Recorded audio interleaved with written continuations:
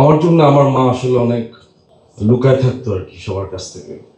আমি এরকম স্টেজে দাঁড়িয়ে আজকে কথা বলতে হবে এবং আমার মাকে নিয়ে, এটা ভেবে একদিকে খুব ভালো লাগতেছে, আরেকদিকে খুব ইমোশনালও লাগতেছে। কারণ আমি ফিল করি যে আমি সারা জীবন আমার মারে খুব পেইন দিয়ে আসছি আসলে। কারণ আমার জন্য আমার মা আসলে অনেক লুকায় থাকতো আর কি সবার কাছ থেকে। আমার আম্মার অনেক রূপ আমি দেখছি এই জীবনে। আমি যখন প্রথম গভর্নমেন্ট ল্যাবরেটরি হাই স্কুলে ভর্তি পরীক্ষা দিই, আমি 3000 স্টুডেন্টের মধ্যে মেধা তালিকায় তৃতীয় স্থান অধিকার করে আমি গভর্নমেন্ট ল্যাবরেটরি হাই স্কুলে ভর্তি হই। আমার ইচ্ছা ছিল আমি এখানে ভর্তি হই। সেদিন আমি আম্মার আনন্দের রূপ দেখছিলাম। আবার আমি একই ছেলে যখন 2009 সালে সে গভর্নমেন্ট ল্যাব স্কুল থেকে এসএসসিতে ফেল করি, তখন আমি আমার মাকে ধসে পড়তে দেখছি আমার সামনে। আমার আম্মা তখন ব্রেন স্ট্রোক করছিলেন আমার এই নিউজটা শুনে, এবং প্রায় 5 বছর আম্মা প্যারালাইজ ছিলেন। আমার বাম হাত, বাম পা এবং আমার জিহ্বা প্যারালাইজ ছিল। কথা বলতে পারতো না আম্মা। আম্মার সাথে লিখে লিখে আমার কথা বলতে হতো। আত্মীয় স্বজন থেকে আম্মা পলায় থাকতো, এলাকাবাসী থেকে পলায় থাকতো।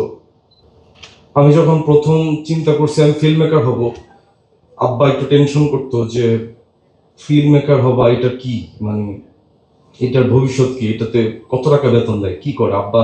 আমার বাবা ইঞ্জিনিয়ার ছিল, আমার বাবা এইসব নিয়ে খুব শঙ্কায় থাকতো। তো আমি ফিল্ম মেকার হব বলে যখন বাসা ছেড়ে দিই, আমি যখন ছবি আলে ঢুকি, তখন আমি আমার বাসায় তখন প্রত্যেক শুক্রবার পলায় পলায় আসতাম। আম্মা তখন বাসা থেকে বের হয়ে আমার 200 টাকা দিত।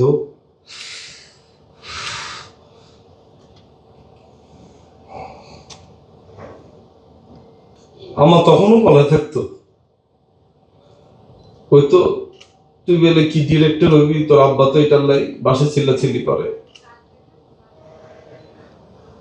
আম্মার বলতাম আম্মা টেনশন নিয়েন না, ভালো কিছু করবেন সব।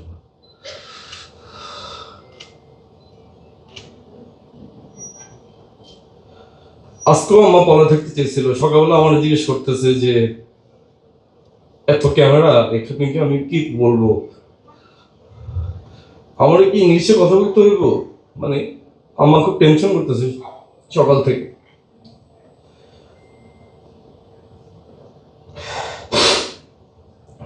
আমার যে মা মাধ্যমিকে গণ্ডিও পার হইতে পারে নাই, সে মা শুধুমাত্র আমাদের 2 ভাই বোনকে না, আমার 4 মামা, আমার ছোট খালা প্রত্যেককে আমার মা প্রতিষ্ঠিত করছেন আমাদের বাসায় রেখে। তো আজকে আমার মা এরকম সবার সামনে আসছেন, আজকে আম্মা লুকে থাকেন নাই, এটা ভেবে খুব ভালো লাগতেছে।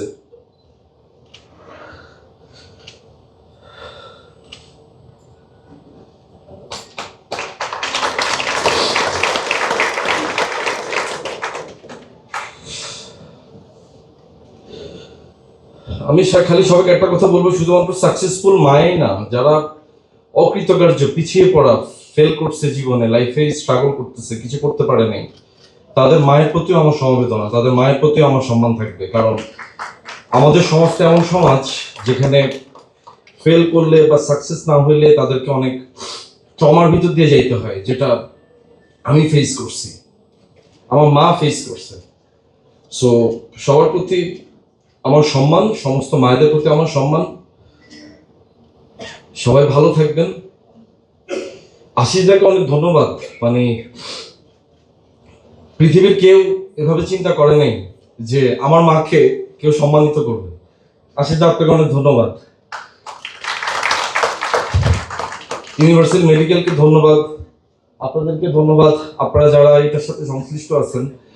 আমি মনে করি আমার মতো অনেক ছেলেরা আজকে খুব খুশি যে তাদের মায়েরা আজকে এখানে বসে আছেন এবং তাদের সন্তানরা বুঝতে পারতেছে তাদের ভেতর দিয়ে কতটা আনন্দ হচ্ছে। সবাইকে অনেক থ্যাংক ইউ।